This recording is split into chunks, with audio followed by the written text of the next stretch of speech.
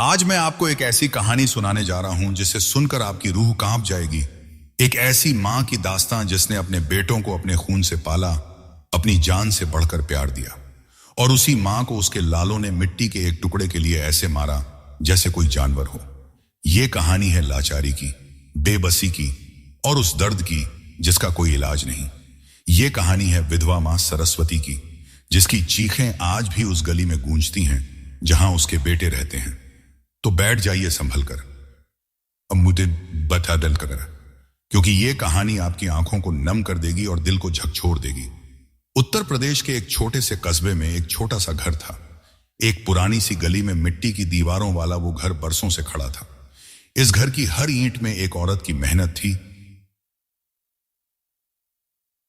एक मां के आंसू थे, एक विधवा के संघर्ष की कहानी थी। उस घर में रहती थी सरस्वती। उम्र करीब 76 साल, बाल सफेद हो चुके थे, चेहरे पर झुर्रियां थीं, पर आंखों में आज भी वही चमक थी जो एक मां की होती है। वो आंखें जो कभी अपने बेटों को देखकर खिल जाती थीं। उसकी कहानी बहुत पुरानी नहीं थी, मगर बहुत दर्द भरी थी। सरस्वती के पति की मौत हो गई थी जब उसके बेटे छोटे थे। बड़ा बेटा रमेश 10 साल का था, छोटा सुरेश 7 का और सबसे छोटा राजू सिर्फ 4 साल का। पति गए तो सरस्वती के सिर से छत उठ गई। लोगों ने कहा कि अब क्या करेगी, 3 बच्चे,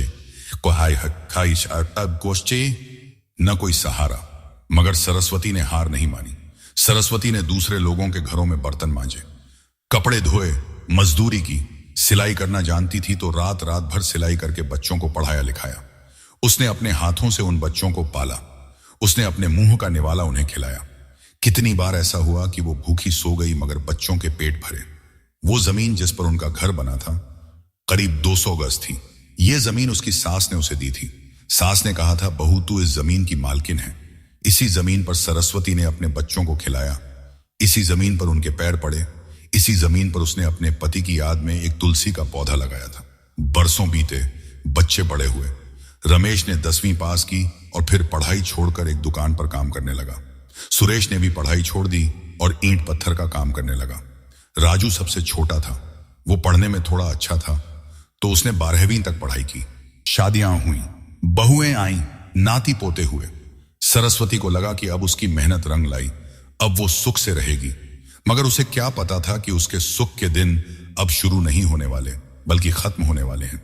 धीरे धीरे सरस्वती को एहसास होने लगा कि उसके बेटे बदल रहे हैं। पहले जो बेटे शाम को लौटकर मां के पास बैठते थे, अब वो अपने कमरों में चले जाते। पहले जो पूछते थे, मां तुमने खाना खाया, अब वो अपने बच्चों और बीवियों में मशगूल हो गए। बहुएं और बेटे उससे दूरी बनाने लगे। सरस्वती को अब सिर्फ रसोई का काम करना होता था, खाना बनाना, बर्तन धोना, घर की सफाई। कभी कोई बीमार होती तो कोई पूछने नहीं आता, मगर फिर भी सरस्वती चुपचाप सब कुछ सहती रही। वो सोचती थी कि बच्चे हैं, हुआही ईसाई के पोस्तम अति दख्ते मावन्यति बहुइन है, ये कभी तो समझेंगी। एक दिन की बात है, सरस्वती रसोई में खाना बना रही थी। उसकी बड़ी बहू कमला वहां आई और बोली, अम्मा ये जमीन तुम्हारे नाम है ना? सरस्वती ने कहा, हाँ बेटा। तो कमला ने कहा कि क्यों ना तुम ये जमीन रमेश के नाम कर दो। रमेश बड़ा बेटा है, उसी को मिलनी चाहिए। सरस्वती को बुरा लगा। उसने कहा, देखो बेटा, ये जमीन तुम सबकी है।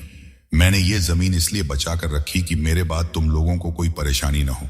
जब तक मैं जीऊंगी इस जमीन पर मेरा हक है। मेरे बाद तुम लोग आपस में बांट लेना। कमला ये सुनकर बिगड़ गई, बोली, अम्मा तुम तो बहुत पुराने ख्यालों की हो, अब जमाना बदल गया। तुम अकेली इस जमीन को क्या करोगी? बेच दो या रमेश के नाम कर दो। सरस्वती ने साफ मना कर दिया। शाम को रमेश ने भी बात की, मां तू दीश तो यहां नाम पम, तुम क्यों नहीं समझती? मैं बड़ा बेटा हूं, जमीन मेरे नाम कर दो, बाकी लड़कों को मैं देख लूंगा। सरस्वती ने कहा, बेटा बिहारी आप बेटा, मैंने तीनों को बराबर पाला है। मैं किसी के साथ नाइंसाफी नहीं कर सकती। ये बात बहुत बढ़ी। सुरेश को पता चला तो वो भी भड़क गया। मां हम तुम कमला के बहकावे में आ रही हो। जमीन बेच दो या बांट दो, पर ऐसे मत रहने दो। राजू सबसे छोटा था और थोड़ा समझदार था। उसने कहा, मां तुम परेशान मत हो, मैं तुम्हारे साथ हूं। मगर राजू की बीवी सीमा भी कुछ कम नहीं थी। उसने भी राजू को भड़काना शुरू कर दिया कि देख लेना, तेरी माँ सब कुछ बड़े बेटे को दे देगी। अब सरस्वती के घर के हालात और खराब हो गए। तीनों बेटे और उनकी पत्नियां अलग अलग कमरों में रहते थे, मगर रसोई एक ही थी। सरस्वती को सबसे अलग कर दिया गया। उसके खाने का वक्त अलग हो गया। उसे सबसे पुराने बर्तन में खाना दिया जाने लगा। उसके कपड़े किसी ने धोने बंद कर दिए। वो खुद धोती, खुद पकाती, खुद झाड़ू लगाती, मगर सरस्वती को कोई शिकायत नहीं थी। वो तो अपने बेटों को देखकर ही खुश थी। सुबह उठती तो पहले तुलसी के पौधे को जल चढ़ाती, फिर ईश्वर से प्रार्थना करती कि उसके बेटे सुखी रहें। उसकी दुआओं में बस एक ही चीज थी, मेरे बच्चे खुश रहें। एक दिन सरस्वती तुलसी के पास बैठी थी। उसके छोटे पोते ने आकर कहा, दादी, पापा कह रहे हैं कि तुम यहां से चली जाओ, यह घर उनका है। सरस्वती को ऐसा लगा जैसे किसी ने सीने पर चोट की हो। उसने पूछा, कौन कह रहा है बेटा? बच्चा बोला, अम्मा कह रही थी। सरस्वती को समझ आ गया, अब तो उसके बेटों की बीवियां भी उसे निकालने की साजिश कर रही हैं। उसने उस बच्चे को प्यार किया और कहा, जा बेटा, दादी कहीं नहीं जाएगी, यही उसकी मां का घर है। शाम को रमेश ने बुलाया, मां मां भी है, बात करनी है। सरस्वती गई। रमेश ने कहा, मां देखो, तुम बूढ़ी हो गई हो, तुम्हारी देखभाल करना हमारे लिए मुश्किल हो रहा है। तुम चाहो तो राजू के साथ रह सकती हो या फिर किसी वृद्धाश्रम में चली जाओ। सरस्वती के पैरों तले जमीन खिसक गई। उसने कहा, बेटा, मैंने तुम्हें पाला है, मैंने अपना पूरा जीवन तुम्हारे नाम कर दिया, आज तुम मुझे घर से निकाल रहे हो। रमेश ने कहा, मां, बात जमीन की है, तुम हमारी नहीं सुनती। जब तुम जमीन हमारे नाम नहीं करोगी तो हम तुम्हें क्यों रखें? सरस्वती रो पड़ी। उसकी आंखों से आंसू बहने लगे। उसने कहा, बेटा, मैंने तुम्हारे लिए क्या नहीं किया? तुम लोगों ने मुझसे यह कहा। रमेश ने ठंडे दिल से कहा, मां, फैसला कर लो। अगले दिन तीनों बेटों ने मिलकर सरस्वती को घेर लिया। रमेश, सुरेश और राजू। राजू भी अब उनके साथ था क्योंकि उसकी बीवी ने उसे बहका दिया था। राजू ने कहा, मां, तुम मुझे भी धोखा दे रही हो। तुमने मुझसे कहा था कि मैं तुम्हारा लाडला हूं, आज तुम रमेश को सब कुछ दे रही हो। सरस्वती ने कहा, बेटा, आहिश कम कुछ आई तो इतना, मैंने किसी को कुछ नहीं दिया, मैं तो बस ये चाहती हूं कि मेरे जाने के बाद तुम आपस में बांट लो। राजू बोला, मां, अभी बांट दो, हमें साफ साफ चाहिए, बाहे अभी बांट दो। सरस्वती चुप रही। उसने कहा, मैं ये जमीन अभी नहीं बांट सकती, ये मेरे पति की याद है, ये मेरी सास ने मुझे दी थी, मैंने अपने हाथों से इस घर को बनाया, तुम लोग यहीं खेले बढ़े, आज तुम मुझे यहां से निकालना चाहते हो। रमेश ने गुस्से में कहा, मां, बहुत हो गया रोना धोना, अब तो बता दे। सरस्वती ने साफ कह दिया, मैं अभी कुछ नहीं करूंगी। रमेश ने सुरेश की तरफ देखा, दोनों की आंखों में कुछ और था।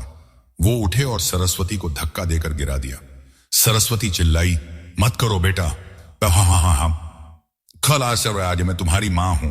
रमेश बोला, चुप कर बूढ़ी औरत, तू हमारी मां है तो हमें जमीन क्यों नहीं देती? सुरेश ने उसके बाल पकड़ लिए। राजू ने पैर पकड़ लिया। तीनों उसे घसीटते हुए कमरे के बाहर ले गए।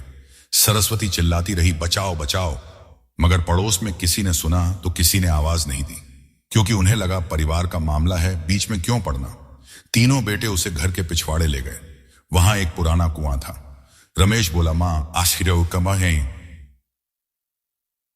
मां खरे हुआ का है, जमीन हमारे नाम कर दे। सरस्वती ने कहा, बेटा, मुझे मार डालो मगर मैं ये जमीन नहीं दूंगी, क्योंकि ये तुम लोगों को बांटने के लिए है। अगर मैं आज किसी एक के नाम कर दूंगी तो कल तुम लोग आपस में लड़ोगे। रमेश का गुस्सा 7वें आसमान पर था। उसने एक डंडा उठाया और सरस्वती पर वार कर दिया। सरस्वती की चीख निकली, हाय राम। सुरेश ने भी डंडा उठाया, राजू ने भी। वो तीनों मां पर टूट पड़े। डंडे बरस रहे थे और सरस्वती की चीखें धीमी होती जा रही थी। उसकी आंखों से आंसू बह रहे थे, मगर उसके होठों पर बस एक ही नाम था, मेरे बच्चे, मेरे बच्चे। रमेश ने आखिरी वार किया और सरस्वती का शरीर ढेर हो गया। खून से लथपथ वो जमीन पर पड़ी थी। उसकी आंखें खुली थीं। वो आंखें जो कभी अपने बच्चों को देखकर खिल जाती थीं, अब उन्हीं बच्चों को देख रही थी, मगर उनमें कोई चमक नहीं थी। वो आंखें सवाल कर रही थीं, क्यों बेटा, क्यों? तीनों ने एक दूसरे को देखा। रमेश ने कहा, अब क्या होगा? सुरेश बोला, चुप रहो, किसी को पता नहीं चलना चाहिए। राजू के हाथ कांप रहे थे। उसने कहा, भैया, हमने क्या कर दिया? रमेश ने उसे धमकाया, चुप रह, अगर किसी को बताया तो तुझे भी नहीं छोड़ूंगा। उन्होंने उसी कुएं में सरस्वती के शव को फेंक दिया। कुएं में गिरते ही एक आवाज आई और फिर सन्नाटा। जिस कुएं से कभी सरस्वती अपने बच्चों के लिए पानी निकालती थी, आज वही कुआं उसकी कब्र बन गया। तीनों ने खून साफ किया, डंडे छुपा दिए, एक दूसरे से कहा, किसी को कुछ मत बताना, मां भाग गई है, ऐसा कह देना। अगले दिन सुबह पड़ोसन ने पूछा, अम्मा कहां हैं? कमला बोली, पता नहीं, सुबह से दिख नहीं रही, शायद कहीं चली गई होंगी। रमेश ने कहा, हां, हमसे नाराज होकर चली गई हैं, हम ढूंढ रहे हैं। कुछ दिन बीते, किसी ने पुलिस में शिकायत नहीं की, किसी ने पूछताछ नहीं की। एक मां के गायब होने की खबर किसी अखबार में नहीं छपी। सबने समझा बूढ़ी औरत नाराज होकर चली गई, मगर सरस्वती की आत्मा को चैन कहां मिलना था। वो हर रात उसी घर में आती, तुलसी के पौधे के पास खड़ी होती। उसकी आत्मा रोती कि मेरे बच्चों ने मुझे मार डाला। उसकी आवाज हवा में गूंजती, मेरे बेटों ने मुझे मार डाला। एक रात रमेश ने सपना देखा कि उसकी मां खून से लथपथ उसके सामने खड़ी है और कह रही है, बेटा, मैं तो तुमसे प्यार करती थी। रमेश पसीने से तरबतर होकर उठा। सुरेश और राजू भी ऐसे ही सपने देखने लगे। करीब 1 महीना बीता। एक दिन गांव में 2 पुलिस वाले आए। उन्होंने रमेश के घर का रुख किया। रमेश घबरा गया। पुलिस ने पूछा, आपकी मां कहां है? रमेश ने कहा, हमें नहीं पता। पुलिस ने कहा, हमें सूचना मिली है कि आपने अपनी मां को मारकर कुएं में फेंक दिया। रमेश के पैरों तले जमीन खिसक गई। उसने कहा, कौन दे सकता है ऐसी सूचना? पुलिस ने कहा, राजू। राजू ने पुलिस में रिपोर्ट दर्ज कराई है। हम राजू, जिस छोटे बेटे ने भी मां पर वार किया था, उसकी रातों की नींद उड़ गई थी। मां का खूनी सपना हर रात उसे डराता था। उसकी बीवी सीमा ने उसे समझाया, तू पागल हो गया है, पुलिस में जाकर बता दे। राजू ने आखिरकार पुलिस में सब कुछ बता दिया। पुलिस ने तीनों को गिरफ्तार कर लिया। कुएं से सरस्वती का शव बरामद हुआ। वो शव जो सड़ चुका था, मगर उसकी हड्डियां भी चीख रही थी इंसाफ। अदालत में केस चला। तीनों बेटे कटघरे में खड़े थे। रमेश का वकील बहस कर रहा था कि ये आरोप झूठे हैं, मगर राजू ने सब कुछ कबूल कर लिया था। उसने बताया कैसे तीनों ने मां को पीटा, कैसे वो गिरी, कैसे उसने कहा, मेरे बच्चे मत मारो। अदालत के गवाहों में एक छोटा बच्चा भी था। वो सरस्वती का पोता था। उसने कहा, मैंने देखा कि पापा और चाचाओं ने दादी को मारा। दादी रो रही थी। जज साहब की आंखें नम हो गईं। उन्होंने कहा, यह सबसे जघन्य अपराध है, एक मां की हत्या। वो मां जिसने 9 महीने कोख में रखा, जिसने दूध पिलाया, जिसने पाला पोसा, आज उसी मां को बेटों ने मिट्टी के टुकड़े के लिए मार डाला। जज ने फैसला सुनाया, रमेश और सुरेश को उम्र कैद, राजू को भी उम्र कैद, क्योंकि उसने भी हत्या में हिस्सा लिया था। लेकिन उसकी सजा कम कर दी गई क्योंकि उसने सच उगल दिया था। तीनों बेटे जेल गए। उनकी पत्नियां और बच्चे उस घर में अकेले रह गए। वो जमीन जिसके लिए उन्होंने मां को मारा, अब उस पर कोई नहीं रहना चाहता था। लोग कहते थे उस घर में भूत रहता है, मां की आत्मा रोती है, मगर सच ये था कि वहां कोई भूत नहीं था। वहां तो मां की यादें थीं। वो तुलसी का पौधा था जिसे सरस्वती ने लगाया था। वो दीवारें थीं जिन्हें उसने अपने हाथों से लीपा था। वो आंगन था जहां वो बैठकर अपने बेटों की राह देखती थी। कुछ साल बाद रमेश की पत्नी कमला ने वो घर बेच दिया। नए लोग आए।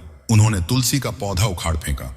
उसी रात उन्हें सपने में एक बूढ़ी औरत दिखी जो रो रही थी और कह रही थी, ये मेरा पौधा था, ये मेरा घर था, मेरे बेटों ने मुझे मार डाला। नए लोग डर गए। उन्होंने फिर से वहां तुलसी लगा दी और हर सुबह दिया जलाने लगे। आज भी उस गली में लोग कहानी सुनाते हैं। कहते हैं कि जो औरत अपने बेटों के लिए जीती थी, वो आज भी उनके लिए रोती है। उसकी आत्मा को चैन नहीं मिला क्योंकि उसके बेटे उसे भूल गए। रमेश, सुरेश और राजू जेल में हैं। वे हर रात मां का सपना देखते हैं। मां उनके सामने खड़ी होकर कहती है, बेटा, तूने मुझे क्यों मारा? मैं तो तुझसे प्यार करती थी, तू मेरा लाल था, मैंने तुझे अपना दूध पिलाया, तूने मुझे डंडे से मारा। तीनों रोते हैं, मगर अब रोने से क्या होता है? मां तो चली गई, वो मां जो कभी वापस नहीं आती, वो मां जिसकी जगह दुनिया में कोई नहीं ले सकता। सीख यही है कि मां से बढ़कर कोई नहीं। मां के पैरों के नीचे जन्नत होती है, मगर अगर वही पैर उठकर तुम पर पड़े तो समझो तुम जन्नत से महरूम हो गए। दोस्तों, ये कहानी सिर्फ एक कहानी नहीं है, ये उन लाखों माओं की दास्तां है जिन्हें उनके बच्चे बुढ़ापे में अकेला छोड़ देते हैं। ये उन माँओं की पीड़ा है जो अपने बच्चों के लिए सब कुछ कुर्बान कर देती हैं और बदले में उन्हें सिर्फ दर्द मिलता है। ये जमीन, ये मिट्टी, ये पैसा, ये सब कुछ नश्वर है। माँ एकमात्र ऐसी हस्ती है जो अमर है। जब तक माँ जीवित है, तुम्हारा बचपन जीवित है, तुम्हारी जड़ें जीवित हैं। सरस्वती की कहानी हमें यह सिखाती है कि माँ के साथ कभी भी बुरा मत करो। माँ की कद्र करो, उससे प्यार करो, क्योंकि माँ एक बार चली गई तो वो वापस नहीं आती। न उसकी ममता वापस आती है, न उसकी दुआएं। अब मैं आपसे पूछना चाहता हूं कि क्या आपने कभी अपनी माँ को दर्द दिया है? क्या आपने कभी उनकी बातों को अनसुना किया है? क्या आपने कभी उन्हें अकेला छोड़ा है? अगर हां, तो आज मौका है, उनके पास जाइए, उनसे प्यार कीजिए, उन्हें गले लगाइए, क्योंकि कल पता नहीं किसका होगा। अगर यह कहानी आपके दिल को छू गई हो तो इस वीडियो को लाइक करें, अपने दोस्तों और परिवार वालों के साथ शेयर करें ताकि वे भी इस कहानी से सीख लें। और हां, अगर आपने आज तक मेरे चैनल को सब्सक्राइब नहीं किया है तो अभी कर लीजिए। 007 KVS2 चैनल को सब्सक्राइब करें और बेल आइकन दबाएं ताकि ऐसी ही दमदार कहानियां आप तक पहुंचती रहें। नीचे कमेंट में लिखिए कि आपको यह कहानी कैसी लगी और क्या आपने कभी अपनी मां के लिए कुछ खास किया है। धन्यवाद।